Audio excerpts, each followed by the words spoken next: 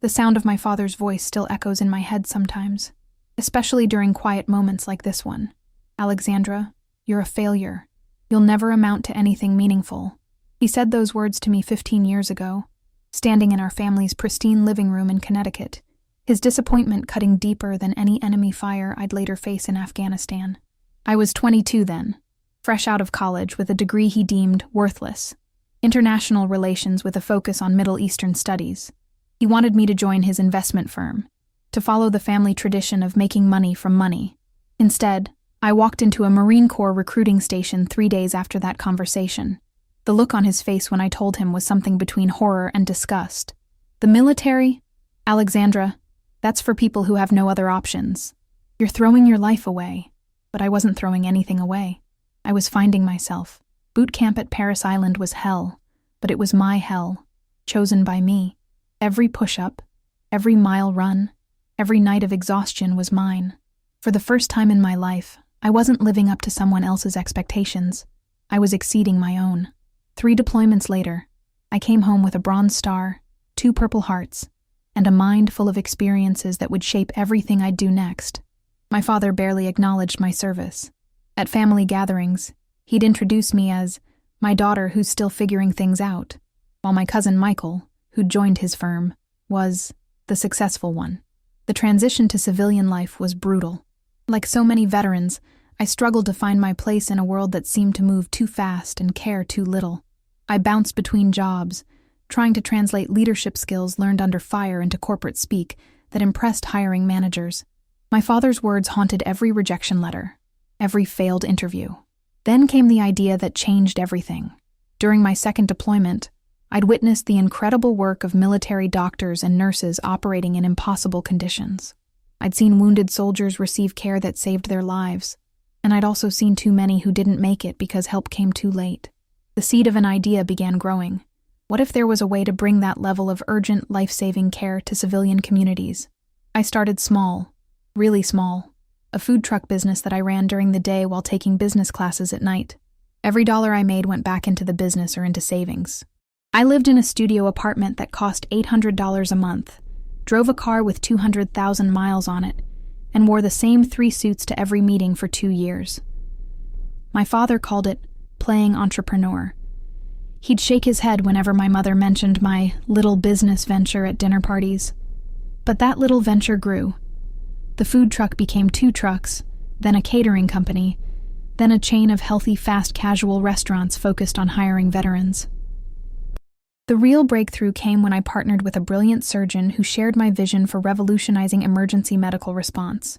We developed a network of mobile medical units that could reach accident scenes faster than traditional ambulances, equipped with advanced life support capabilities. That's when everything changed. That's when I stopped being his failure and became something he never expected. The first real test of our mobile medical units came during a multi-car pileup on I-95 outside Hartford. While traditional emergency services were stuck in traffic created by the accident itself, our unit approached from the shoulder, reaching the scene 12 minutes before the first ambulance. We saved 3 lives that day, including a 6-year-old girl who would have bled out waiting for help. The local news picked up the story, then CNN. Within a month, I was fielding calls from hospital systems across the country, wanting to license our technology and protocols. The girl's parents started a social media campaign that went viral, and suddenly, everyone wanted to know about the veteran who was revolutionizing emergency medicine. My father saw the CNN segment. He called me that night, the first time he'd initiated contact in over a year. "Alexandra," he said, his voice different somehow. "I saw you on television." There was a pause. That was impressive. Impressive. Not, "I'm proud of you," or "I was wrong." Just impressive.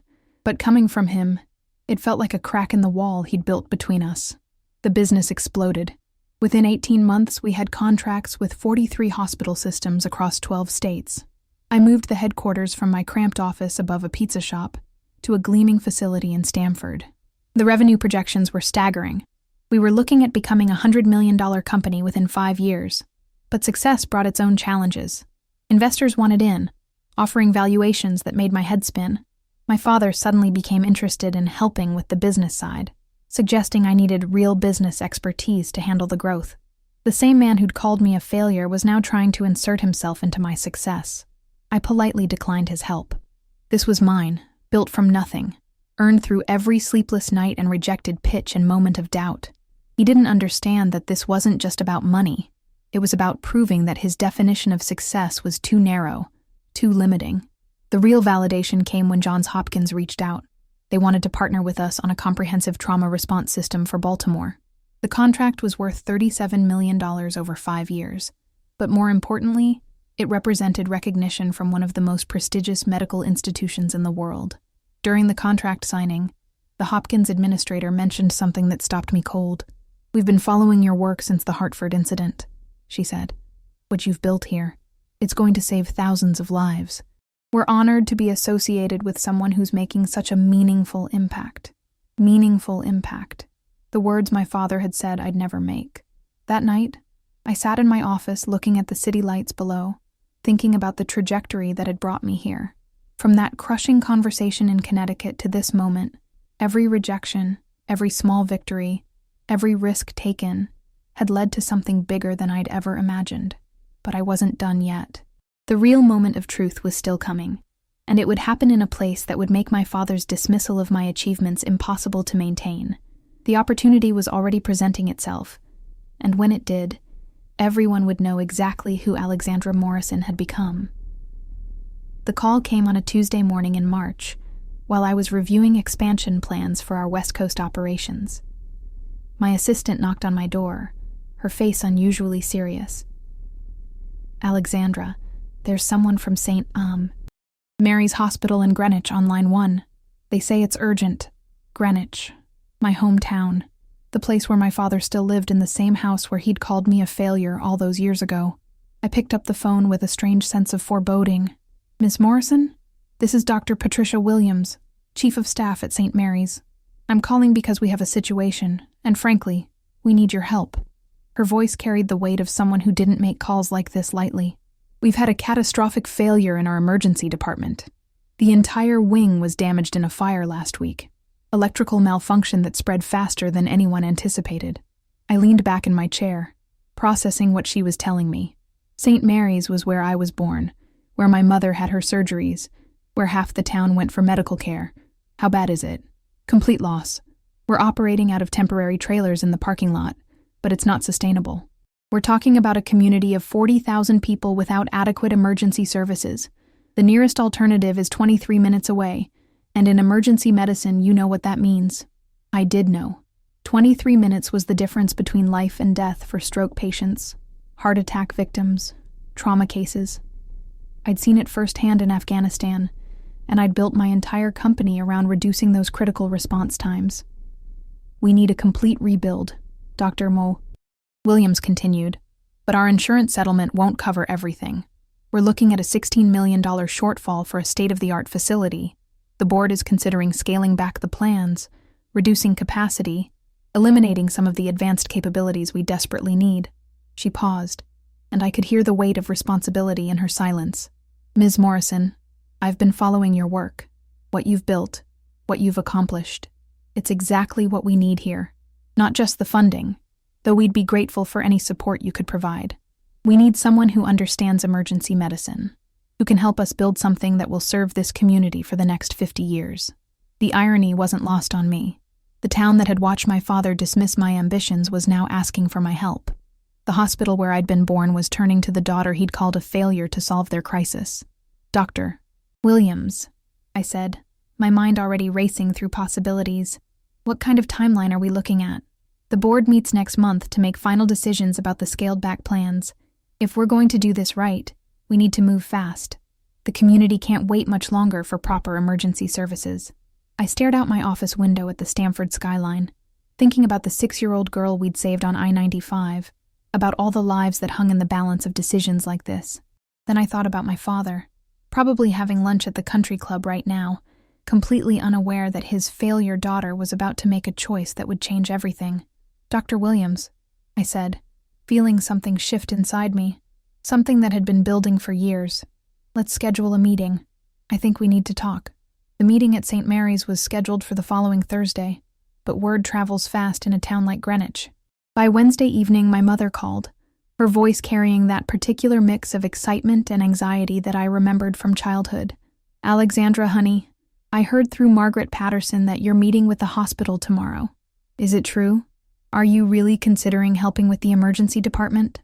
She paused, and I could practically hear her choosing her words carefully. "Your father, well, he's heard the rumors too." Of course he had.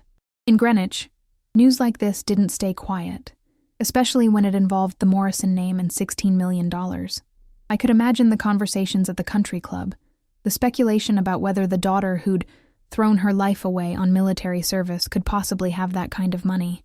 The meeting itself was more complex than I'd anticipated. Dr. Williams had assembled the entire hospital board, along with the architect, the construction manager, and the head of emergency services. They presented their vision with the passion of people who truly understood what was at stake, not just for the hospital, but for every person in the community who might need emergency care. But it was the financial breakdown that revealed the real complications. The $16 million wasn't just for construction. The hospital was also facing operational challenges that the fire had exposed: outdated equipment, staffing shortages, and technology gaps that had been masked by the old facility's limitations. A truly state-of-the-art emergency department would require ongoing support that went far beyond the initial construction costs.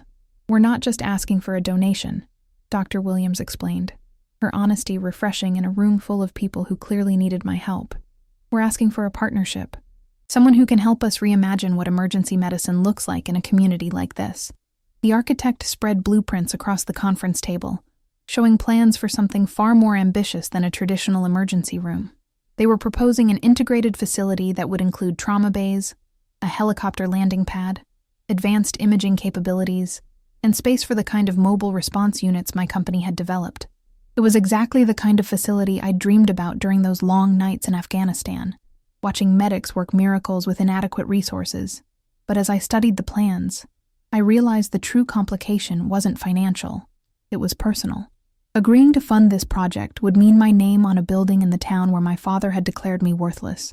It would mean facing the community that had watched him dismiss my choices, and proving not just to him, but to everyone who'd known me as Richard Morrison's disappointing daughter, that I'd become something none of them had expected. The board members exchanged glances as I remained silent, studying the blueprints. Finally, Dr. Williams spoke again. "Ms. Morrison, I know this is a significant decision. If you need time to consider—" "No," I interrupted, looking up from the plans.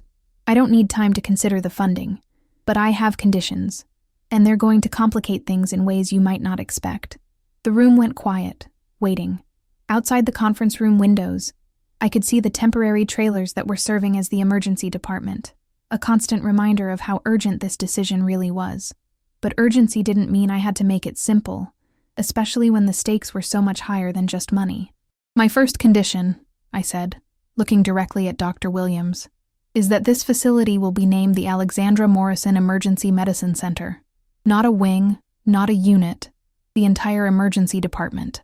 I want my name on the building, visible from the street, impossible to miss." The board members shifted uncomfortably. Naming rights were typically handled delicately, with subtle plaques and understated recognition. What I was proposing was bold, unavoidable, permanent. Dr. Williams nodded slowly, understanding immediately that this wasn't about ego. It was about something much more complex. "My second condition is that we integrate my company's mobile response technology directly into the facility's operations.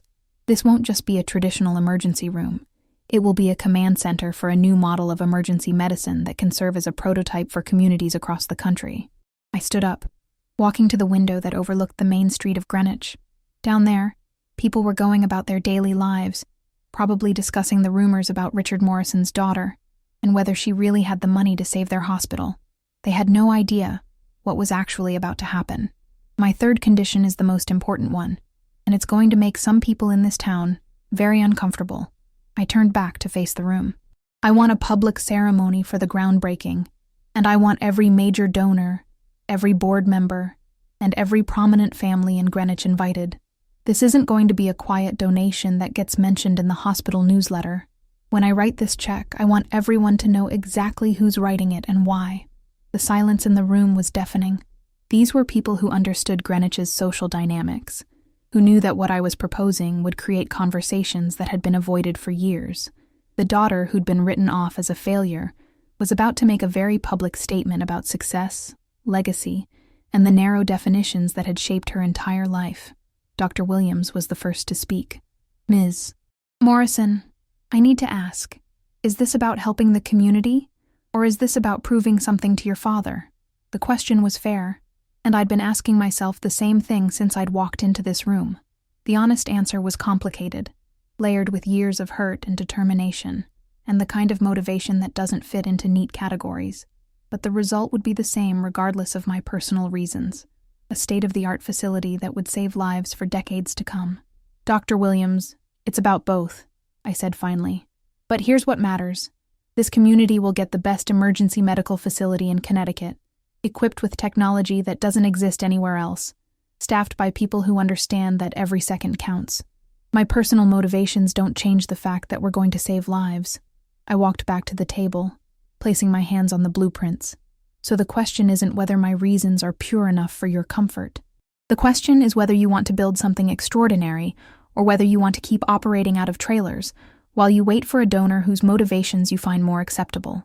The board members looked at each other, the weight of the decision settling over the room. They needed this facility, and they needed it now. But accepting my terms would mean becoming part of a story that was about much more than emergency medicine. Dr. Williams exchanged a long look with the board chairman, then nodded slowly. "Ms. Morrison, we accept your conditions. All of them." The relief in the room was palpable, but I could see the anxiety too. They knew they'd just agreed to something that would ripple through Greenwich in ways none of us could fully predict. The paperwork took 3 weeks to finalize, but word leaked long before the official announcement. My mother called me every other day with updates on the town's reaction. "The Hendersons are saying you must have married into money," she reported during one conversation. "And Patricia Wells is convinced you're involved in something illegal. She keeps asking how someone who played soldier could possibly have that kind of wealth." But it was my father's silence that spoke the loudest. He hadn't called, hadn't stopped by my mother's house during his usual visits, hadn't even acknowledged the news when she brought it up at dinner. According to her, he'd simply changed the subject and asked for more coffee. The silence broke on a rainy Tuesday morning, exactly 4 days before the scheduled groundbreaking ceremony. I was in my Stamford office when my assistant buzzed in. "Alexandra, your father is here. He says he needs to speak with you immediately." I hadn't seen him in over 2 years. When he walked into my office, I was struck by how much older he looked, how the confidence that had always defined him seemed somehow diminished. He stood in the doorway for a moment, taking in the corner office, the view of Long Island Sound, the framed articles about my company on the walls. "So this is real," he said finally, settling into the chair across from my desk without being invited. "The money, the business, all of it. It's real, Dad." I leaned back in my chair, studying his face for some clue about why he'd come. "Did you think it wasn't?" He was quiet for a long moment, his fingers drumming against the armrest in a nervous gesture I remembered from childhood. "Alexandra, I need you to reconsider this hospital donation. Not the amount. If you want to give them money, that's your choice. But the naming rights, the public ceremony, all the attention you're bringing to this. What about it concerns you? It's going to embarrass the family." The words came out in a rush, as if he'd been rehearsing them. "People are going to ask questions about how we raised you, about the choices we made. They're going to wonder why my daughter felt the need to make such a public statement." I stared at him, feeling something cold settle in my chest. Even now, faced with undeniable evidence of my success, he was more concerned about his reputation than acknowledging what I'd accomplished. The daughter who'd built a multi-million-dollar company, who was about to fund a facility that would save countless lives, was still just an embarrassment to be managed. "Dad, let me make sure I understand this correctly. You're asking me to make my donation quietly, without recognition, so that you don't have to face uncomfortable questions about calling your daughter a failure." His face flushed red. "That's not what I said. That's exactly what you said." I stood up, walking to the window that overlooked the harbor. "You know what's interesting? In all the years since I came home from Afghanistan, you've never once asked about my service. Never asked about the Bronze Star. Never wanted to hear about the lives we saved. Never showed the slightest interest in understanding what I experienced over there." I turned back to face him. And now, When I'm about to do something that will help people in your own community, your first instinct is to ask me to hide it, to protect you from the consequences of your own words. The silence stretched between us, filled with 15 years of disappointment and misunderstanding. Outside, I could hear the sounds of construction from a nearby building site, the steady rhythm of progress that never stopped, never looked back, never apologized for moving forward. "The ceremony is Friday at 10 a.m., I said quietly. "You're welcome to attend, but I won't be changing anything to make you more comfortable." He stood up slowly, his face cycling through emotions I'd rarely seen from him. Anger, confusion, something that might have been regret. "Alexandra, you don't understand what this will do to our family's standing in this community. Your mother and I have built relationships here over 30 years. We have a reputation to maintain." "A reputation built on what, exactly?" I asked, my voice sharper than I'd intended. "On dismissing your daughter's choices? On being embarrassed by her military service? On pretending she doesn't exist when she doesn't fit your definition of success? That's not fair." "Fair?" I laughed, but there was no humor in it. "You want to talk about fair? Let me tell you what's fair. Fair is the 6-year-old girl who's alive today because of the technology my company developed. Fair is the 40,000 people in Greenwich who will have access to world-class emergency medicine because I chose to invest in their community. Fair is me finally getting recognition for building something meaningful with my own hands." His jaw tightened. "This isn't about recognition, Alexandra. This is about revenge. You're trying to humiliate me in front of the entire town." The accusation hung in the air between us, and for a moment, I wondered if he was right. Was this about revenge? Was I really doing this to help people? Or was I just trying to prove a point to the man who'd never believed in me? But then I thought about Dr. Williams's voice when she'd described the community's desperate need, about the temporary trailers serving as an emergency room, about all the lives that hung in the balance of response times measured in minutes. This was bigger than my relationship with my father, bigger than his wounded pride, or my need for validation. "Dad, if you see my success as your humiliation, that says everything about how you've chosen to define both of us." I walked back to my desk, picking up the architectural plans that had been spread across its surface. "This facility will save lives for the next 50 years. Children will grow up healthier because of the pediatric emergency capabilities we're installing. Heart attack victims will survive because we're cutting response times in half. Trauma patients will have access to technology that doesn't exist anywhere else in the state." I held up the blueprints, my voice growing stronger. "And yes, my name will be on the building. Because I earned the right to have my name on something that matters. Because the daughter you called a failure built something that will outlast both of us." He stared at me for a long moment, his face pale. "I never meant—" "You meant exactly what you said." I set the plans down carefully, deliberately. "The difference is that now everyone will know you were wrong. Not because I'm trying to embarrass you, but because the truth has a way of making itself known." The rain outside had intensified, drumming against the windows with increasing force. My father stood there, looking older and smaller than I'd ever seen him, caught between the daughter he'd never understood and the community that was about to see exactly who she'd become. "The ceremony is Friday," I repeated softly. 10 a.m. The entire town will be there to witness the groundbreaking for the Alexandra Morrison Emergency Medicine Center. You can choose to be part of that moment, or you can choose to stay home and protect your reputation from the embarrassment of your daughter's success." He walked to the door without another word, his footsteps echoing in the hallway long after he'd disappeared. Friday morning arrived with the kind of crisp October weather that makes Connecticut look like a postcard. I stood in my hotel room at the Greenwich Harbor Inn, adjusting my navy blazer and watching the early arrivals gather in the hospital parking lot through my window. News vans had already set up, and I could see reporters interviewing board members and community leaders.